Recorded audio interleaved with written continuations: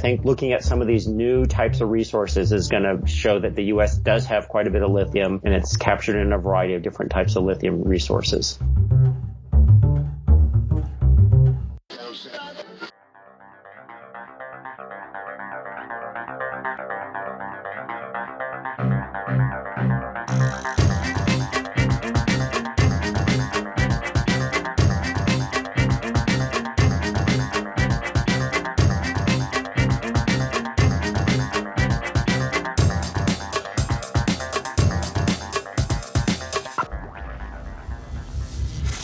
This is EnergyCast, and I'm Jay Dowenhauer. Today we're talking about tapping one of our nation's richest sources of geothermal energy for lithium. We first heard about the potential to harvest lithium from California's Salton Sea region back in episode 62. My guest in episode 153 mentioned that there were some studies to see just how much lithium was there. My guest today has that number, over 3.4 million tons, found in the brines thousands of feet below the surface. They say that's enough lithium for batteries in 375 million cars, more cars than are on American roads today. It's still early days before we see commercial mining operations and gigafactories in the next county. My guest says there are about 3 companies currently exploring what they call direct lithium extraction, or DLE, technologies in the area. DLE is essentially the only acceptable method of extracting lithium here because the region is also home to rich geothermal energy fields. You pump all the brine out and evaporate it, like they do in Chile, and you'll run out of geothermal energy. With DLE, you're selectively extracting lithium from the brine and pumping it back into the ground. If you model this just right, you can avoid quickly circulating the same brine that gets less lithium rich as it cycles to the surface. I also asked, and I'm pretty impressed with myself on this one, if there might be a possibility that these once saturated brines could then pick up more lithium from the rocks down below. My guess is it's a possibility. In fact, they're studying that as part of their follow-up to this latest report. It's information like this that shows just how substantial the Salton Sea is for lithium and how many other sites around the country could be rich in the mineral as well. My guest today is Pat Dobson, staff scientist at Berkeley National Lab, and lead on this study to characterize lithium in the Salton Sea. The report was released just last month and is certainly exciting for anyone who wants to see more of these resources developed locally rather than in another hemisphere. The study was performed for the Department of Energy and the Geothermal Technologies Office, who I've had on several times in episodes 62, 83, and 119. I was also interested in how this plan to extract lithium would also dovetail with the continued production of geothermal energy, which is probably my favorite renewable energy, if I'm being honest. In addition to the Salton Sea study, we also discuss what other sources of lithium hold promise around the country. I hope you enjoy my conversation with Pat Dobson.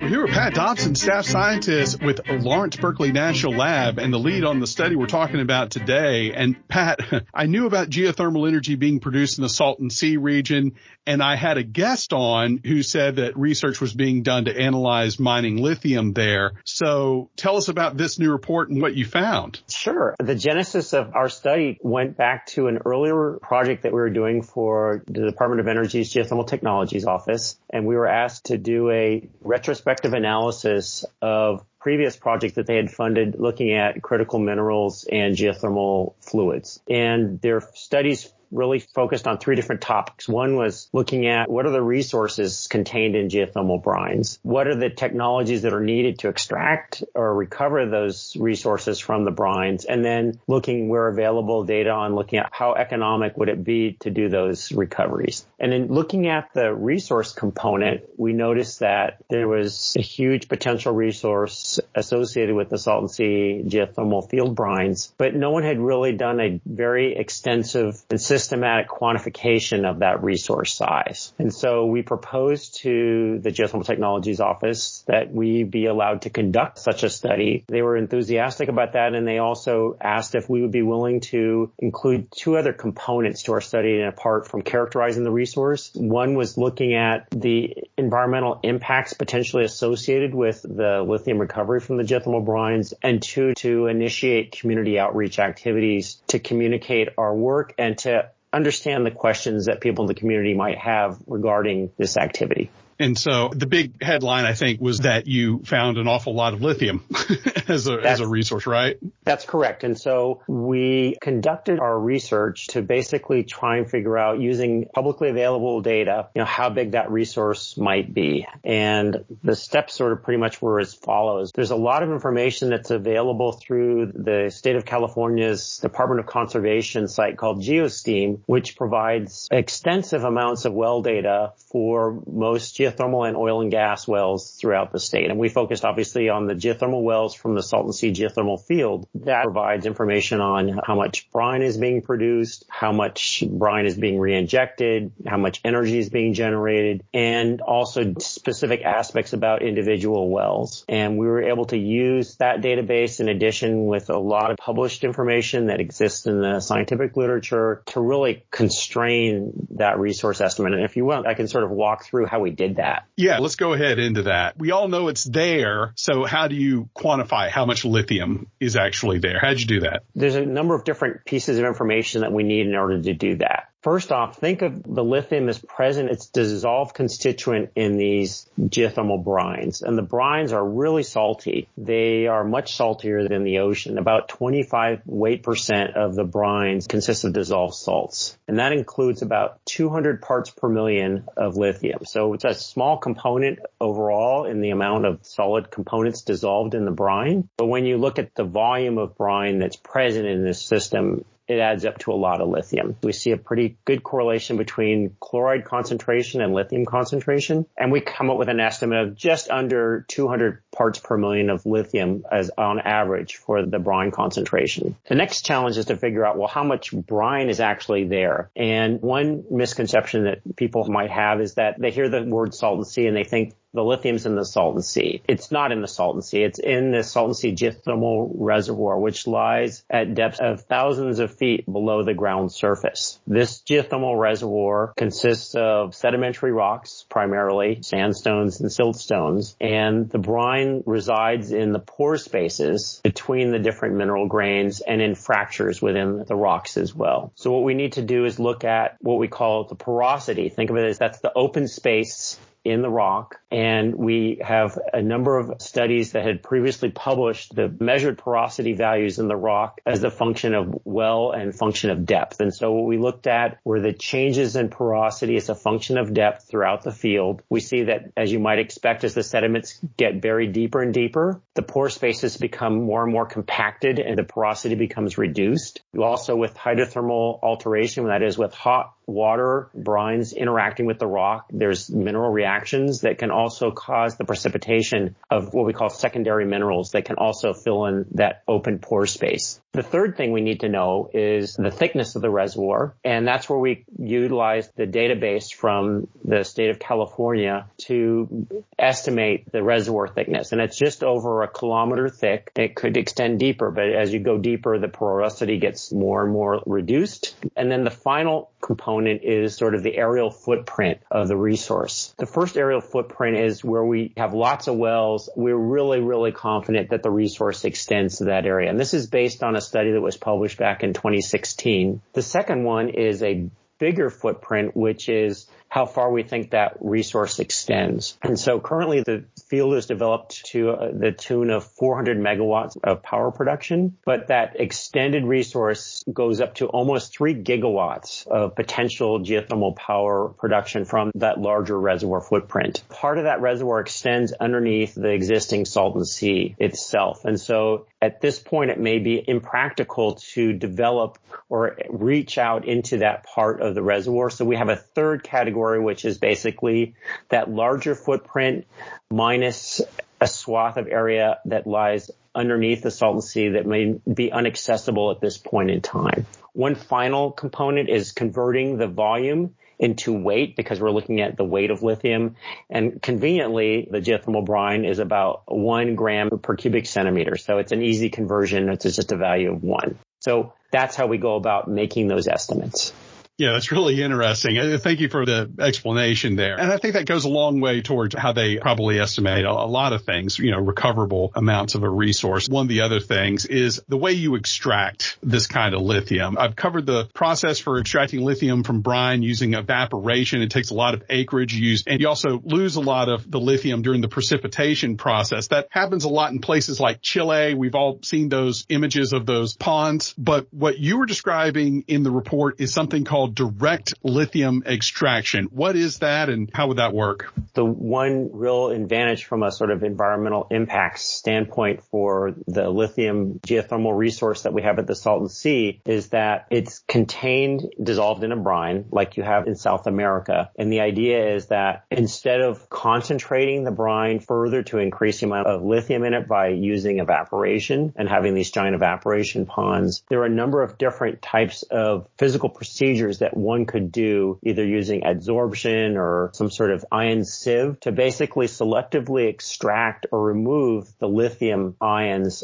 from the geothermal brine. Running the brine through a system that has either these ion exchange systems or some sort of way of physically extracting the lithium from the brine and leaving all the other constituents dissolved within the brine. One of the things that's actually happening is that in South America, there's been quite a bit of local opposition to environmental impacts that these giant brine ponds are having in terms of basically such a huge land footprint, and also the loss of a huge volume of water to the atmosphere due to evaporation. And so there is a move to apply direct lithium extraction technology to extracting the lithium from the brines in the South American salars as well. Yeah, I've had a guest on Energy X, and they had a solution to basically take the lithium directly out of it as opposed to evaporating. And, one of the things that was interesting that they told me was they had these conversations with folks in Chile, and I think they said that the people who had set up all these evaporation ponds really didn't want to have to throw away their investment. So I think what they were going to do is they were going to intercept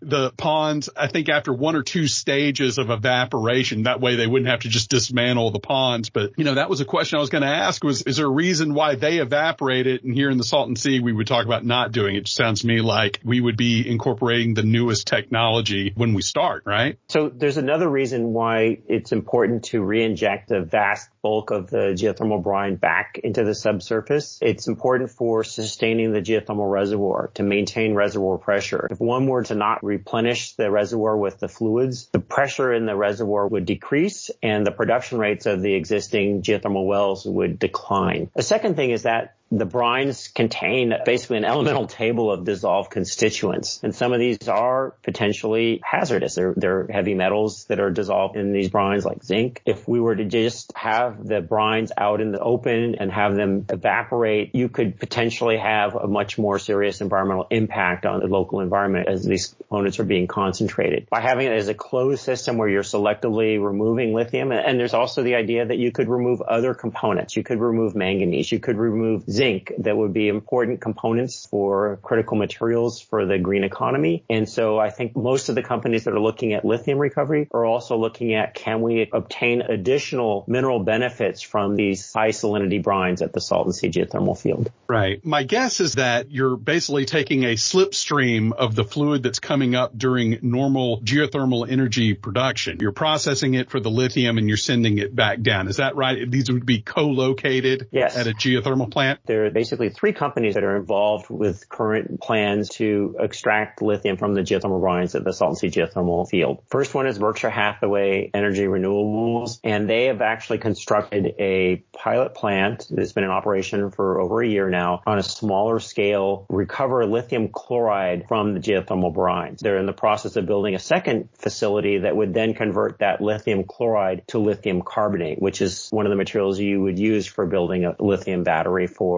electric vehicles. Another company, Energy Source Minerals, has done extensive pilot tests, and they're in the process of getting ready to break ground on a commercial scale facility that would extract lithium from those geothermal fluids after they've already been used for power generation, just like at Berkshire Hathaway. They would be making a slightly different end product, lithium hydroxide monohydrate, as their end product. They're planning to have commercial operations with lithium production begin sometime in 2025. And then the third company, Controlled Thermal Resources, they drilled their first 2 wells on their property almost 2 years ago. And they've done some initial field tests on their lithium recovery technology. Because they haven't built a power plant, they don't have operations. They're looking at fundamentally making the lithium recovery process an integrated part of their system from the ground up. And so they think that they can gain some advantages. For the other areas, it's going to be basically something that's a retrofit to the existing geothermal brine production.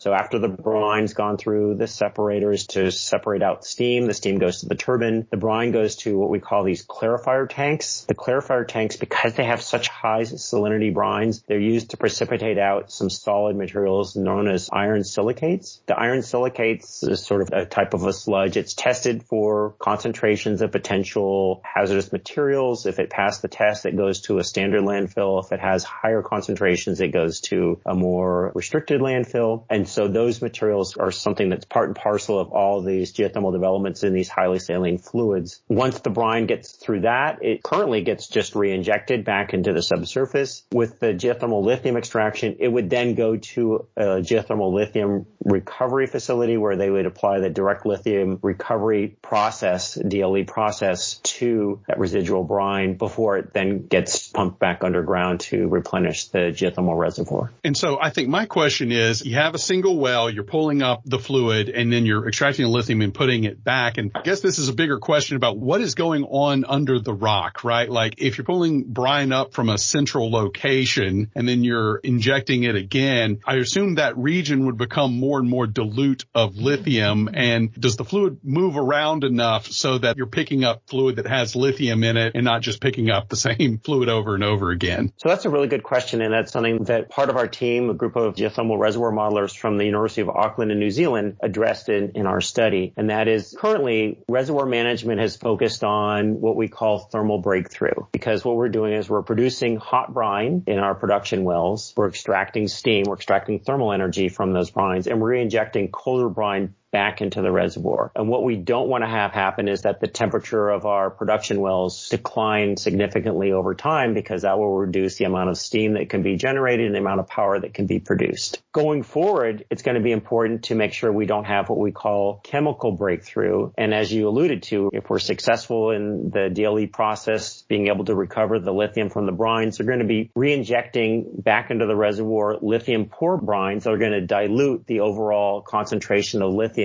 in that subsurface geothermal reservoir. It's going to be important to optimize the location of our injection and production wells to basically delay the arrival of those lithium poor brines into the production well fluids. That's going to be another sort of optimization lever that the geothermal reservoir engineers and the field operators are going to need to take into consideration to basically make the lithium production as well as the steam production optimized over a long period of time. Where's the lithium coming from? So if you have lithium dilute fluid going back in, was the brine picking up the lithium from the rock that was already there? And I guess if you had dilute fluid, would it be picking up more lithium that's in the rock right now? So that's another topic that we've been addressing as well as part of our research team. We have a group of scientists at UC Riverside, and one of the questions we wanted to answer was, we know that there's lithium in the brine. Where is the lithium present in the actual rock itself? What mineral phases does it reside in? And potentially, could those mineral phases sustain or replenish the lithium that's in the brine as you decrease the lithium concentration of the brine over time? And so Jen Humphreys, a graduate student at UC Riverside, did some really exciting measurements using a tool called laser ablation ICP-MS. And it's basically, you're using a laser to basically vaporize small bits of rock that are just a few, 10 microns in diameter. That vaporized rock then goes through an induced coupled plasma mass spectrometer. That's what ICP-MS stands for. And it can measure the concentration of each element that's present in that blasted piece of mineral. And so by looking at her samples previous to that, she can identify the different mineral phases. Then she can basically analyze the amount of lithium and other components of those mineral phases and basically see, where's the lithium in the rock? Where's Waldo? And what she was able to ascertain is that with the samples that we looked at to date, the lithium primarily resides in a mineral known as chlorite. And this mineral, which is a layered silicate mineral, has lots of silica, has iron and magnesium and a number of other components is typically formed by hydrothermal alteration of the sediments that were deposited in the Salton trough. And so it's a hydrothermal mineral that's fairly recently formed that's incorporated lithium into its structure. One of the things that we're planning to do as sort of a follow-up part of our project is to do some experiments in conjunction with researchers at the University of North Carolina, Charlotte, to basically determine the thermodynamic properties of this lithium-bearing chlorite and to be able to predict whether or not the chlorite could potentially replenish lithium that's in the brine as the brine concentrations decrease. Because what we know just from mass balance, there's more lithium in the rock than there is lithium in the brine. 90% of the reservoir consists of rock, not of brine. And even though the concentrations of lithium are lower in the rock than they are in the brine, just the amount of mass itself makes it so that it has a fairly significant component of lithium itself. So those are ongoing experiments and modeling activities that will happen over the next year or two that will hopefully address that particular question. How the lithium got there to begin with is a whole nother tale. And what we see is that the lithium has a number of different sources. There are, as I mentioned, these sedimentary rocks. These are sediments that were deposited by the Colorado River system when we see that there's the ancient lake that has filled up repeatedly over time in this area that's very tectonically active. The Salton Trough itself is below sea level, and that's because it's an area with a lot of subsidence due to this tectonic activity. It's the southern extent of the San Andreas Fault, and it's sort of an area where you go a transition from a slipping boundary between continental plates to an extensional boundary, and this is what's created the rift that's created the Gulf of California. You have Baja California. So that rift area is moving north into California, and it creates a zone of high heat flow. That's why we have the geothermal system. It has an area of volcanism. We have volcanic domes adjacent to the Salton Sea itself that are less than 5,000 years in age. So the volcanic rocks have lithium in them. The sediments that were deposited from the Colorado River system have lithium in them, fairly low concentrations. You have flooding in this area.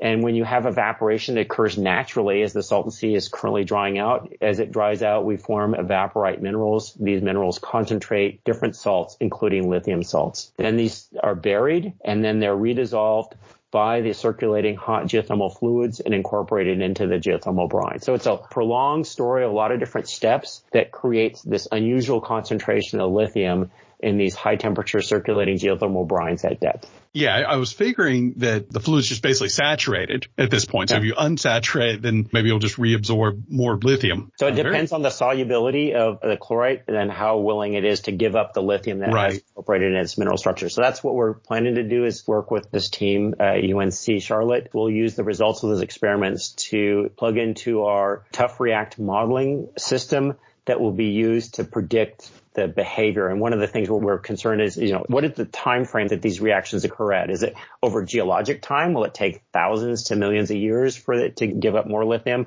Because we're going to be extracting lithium in the rate of tens of years. And so just knowing the kinetics of these reactions is important to understand as well. Earlier, you were talking about technically recoverable, and I think you did identify what is maybe not technically recoverable. And I guess two things. One is what's not technically recoverable. Is that part of the 3.4 million tons that are available of lithium? And then also, does this concept that we're talking about right now, where we think that maybe you could be getting more lithium from the existing rock, what's making that line there? Okay, so I think what I was trying to refer to before is technically accessible rather than recoverable. So our study only looked at the total amount of lithium contained in the brines. We did not try and assess how much of that lithium is actually going to be feasibly and economically recovered at the surface. And so, right now we look at the brines, they have 200 parts per million lithium. With time, we predict that the lithium concentrations of the brine will decrease. And at some point, the economics will dictate that it's no longer economically viable to continue recovering the lithium from the brine once it reaches a certain lower threshold limit where the concentrations are too low. We don't know that number, in part because A, the economics haven't been proven yet, and B, the technology is still to be tested at a commercial scale. So our real goal was to find out how much lithium is there. Figuring out how much of it is actually going to be commercially recoverable is, I think, a step for future researchers to take. Yeah. Pat, you talked a little bit about when you think you could start recovering lithium. You'd said that there were a couple of facilities that might be ready to go by 2025. Where does that lithium go? I think that that's an unanswered question. I know that in talking to some of the business leaders within the state of California, one of the objectives would be to have those products refined and developed into cathode and anode materials domestically. Currently, if you look at what happens with the lithium supply chain, a lot of the lithium comes from South America and Australia currently. But once that lithium is mined, it then gets shipped to China for processing. And I think it's important to see whether or not we can change that supply chain so that a lot of these steps would take place here in the United States. But that's sort of outside my realm of expertise. But I know that that's something that's a key concern. And I know that if you look at some of the components of the BIL and the IRA, there's some huge incentives for having domestically produced components to batteries and electric vehicles be sourced domestically.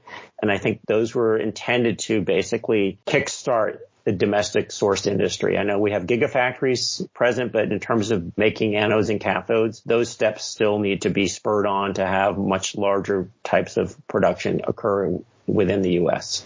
Right. I know those things have been in the works for a while now. Maybe they'll coincide by the time these facilities go live. Right. You'd mentioned also this idea of public acceptance that was part of the study. One of the things that we observed when the Lithium Valley Commission was holding its hearings is that we felt that it was important that the community have an opportunity to A, voice their concerns, and B, make sure that they benefit from this resource. Imperial County is the poorest and most impoverished county in the state of California.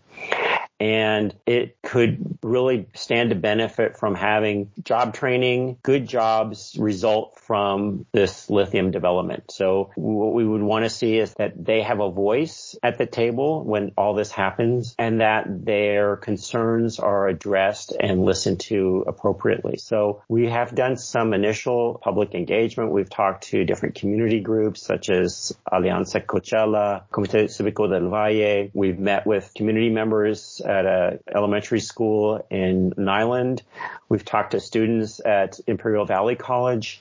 But this is just the start. And what we need to do is have a sustained series of discussions with the community and engagement so that their voices are heard and that their concerns are addressed. And so the Department of Energy has provided us with additional funding moving forward to make sure that this is an important component of our research efforts. You know, typically as scientists, we do our research, we publish our results, and we move on to our next project. And we'd like to change this philosophy to include community stakeholders having a voice and being involved in this process as well.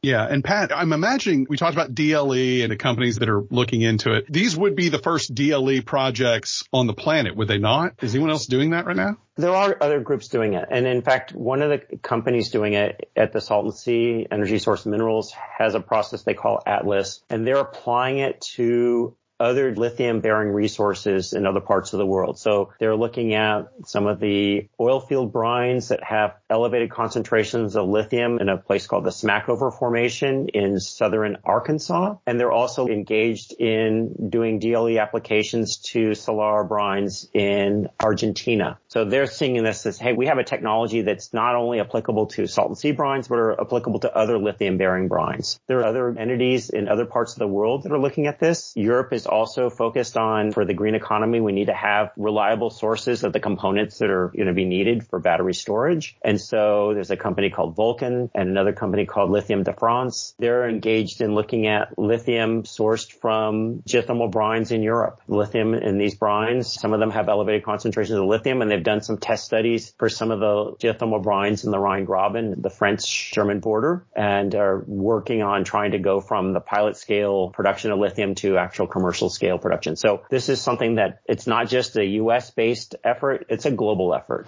Yeah. And so with what we've learned and how we've been able to characterize what's going on in the Salton Sea, I'd be curious to know where else domestically we think there might be reservoirs like this. Now, I know that Nevada is currently mining lithium. I think they're using an evaporation process. And you mentioned UNC Charlotte. I moved from Charlotte to Houston this summer, and I was aware that Albemarle has a lithium mine outside of Charlotte, right? So those are really the big operations right now. That's correct. So the old form of extracting lithium was through what we call pegmatite mines. And these are basically hard rock mines that have minerals such as spodumene, which have high concentrations of lithium in the mineral phase. And so the biggest mines currently are in Australia, but there are pegmatite deposits in the U.S. and Canada and other parts of the world that have lithium in them. And the North Carolina mine that you mentioned, the Albemarle, there was lithium mining way back when, and they're basically looking at reestablishing mining operations there and looking at other deposits throughout the U.S. The U.S. Geological Survey is working on doing an updated assessment of lithium resources throughout the U.S., and it's not just the hard rock resources. It's looking at lithium brines, both geothermal and other brines, looking at oil field brines, and then also looking at remining of previous mining operations. There's a U.S. borax operation near Hector in Southern California. They've been mining borax for decades there. And it turns out that the mine tailings contain lots of lithium in them as well. So they're working on figuring out ways to basically reprocess these tailings to extract lithium from them. In addition, there's another important resource of lithium that's being considered here in the U.S., and it's basically what we call a claystone lithium deposit. So it's altered volcanic rocks that have elevated concentrations of lithium. It's a mineral known as hectorite. The type locality is Hector, California. But there's a big deposit that's being currently proposed for a commercial mining operation known as the Thacker Pass deposit in northwestern Nevada in the McDermott caldera. And that represents a very large, multi-million tons of lithium deposit here in the U.S. So if we look at what have been previously published as known lithium resources, the U.S. didn't factor is very highly in that. But I think looking at some of these new types of resources is going to show that the U.S. does have quite a bit of lithium, and it's captured in a variety of different types of lithium resources. Well, that's very exciting. All right. Pat Dobson, Lawrence Berkeley National Lab, thank you so much for your time. Thank you very much for giving me the opportunity to talk about our project, and a shout out to all of our team from across the world who participated in this study. That was Pat Dobson, staff scientist at Lawrence Berkeley National Lab and lead on this study for the Salton Sea. You heard Pat mention that the Salton Sea produces 400 megawatts of energy, but could produce as much as 3 gigawatts. He says those salty brines make this cost prohibitive in many cases, but he says the California Public Utilities Commission recently mandated another gigawatt of high-capacity factor green energy, which geothermal energy can uniquely provide. He believes that this market incentive, combined with the extra revenue stream of lithium production at these facilities, could give the region the proper business case to expand the Salton Sea's geothermal energy potential. I want to thank Pat for his time, as well as Rob Schulberg at the Department of Energy's Office of Energy Efficiency and Renewable Energy for setting this up. You can find plenty of pictures for this episode on energy-cast.com, as well as on Instagram at HostEnergy and Twitter at HostEnergyCast. All guests are sent the raw and completed audio the week of release. So far, no complaints. Be sure to leave us a positive review on iTunes. That gets the word out. Music was produced by Sean Stroop at Stroop Loops. That wraps up episode 175. Be sure to join us next week when we learn how AI is gauging online public support to help solar developers find the perfect site. Until then, I'm Jay Downhauer. We'll see you next time.